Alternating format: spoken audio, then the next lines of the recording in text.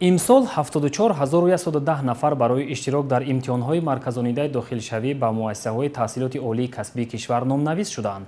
ин нишондиҳанда нисбат ба соли гузашта 15,78% зиёд буда, аз афзоиши таваҷҷуҳи ҷавонон ба идомаи таҳсил ва гирифтани маълумоти олӣ шаҳодат медиҳад. дар ин бора зимни ҷанбасти натиҷаҳои фаъолияти нимсолаи аввали соли равон аз Маркази миллии тестӣ назди Президенти Ҷумҳурии Тоҷикистон ба хабарнигорон иттилоъ доданд. тибқи иттилои масъулони Маркази миллии тестии назди Президенти Ҷумҳурии Тоҷикистон, имсол қабул ба 130 муассисаи таҳсилоти олии касбӣ ва миёнаи касбӣ аз рӯи 6690 комбинатсияи ихтисос ба роҳ монда мешавад.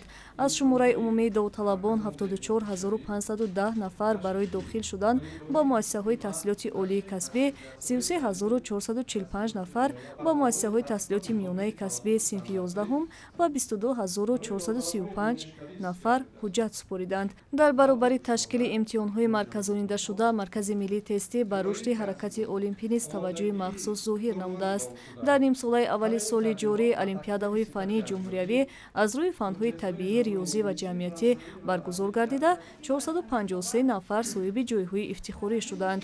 аз ҷумла 171 ҷойи аввал, 130 ҷойи дуюм ва 152 ҷойи сеюм ба ғолибон тақдим гардид. самти дигари фаъолияти марказ баргузории озмунҳо барои дарёфти бурсияҳо мебошад.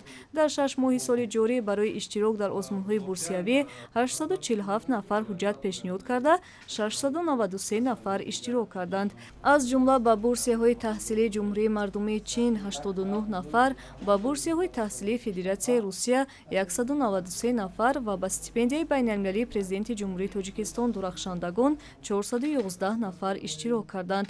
таъмини шаффофияти низоми қабул, истифодаи технологияҳои муосир ва иштирок дар арзёбиҳои байналмилалӣ аз самтҳои муҳими фаъолияти Маркази миллии тестӣ арзёбӣ гардида, масъулон таъкид намуданд, ки ин иқдомҳо ба баланд бардоштани сифати таҳсил ва омодасозии мутахассисони рақобатпазир мусоидат хоҳад кард.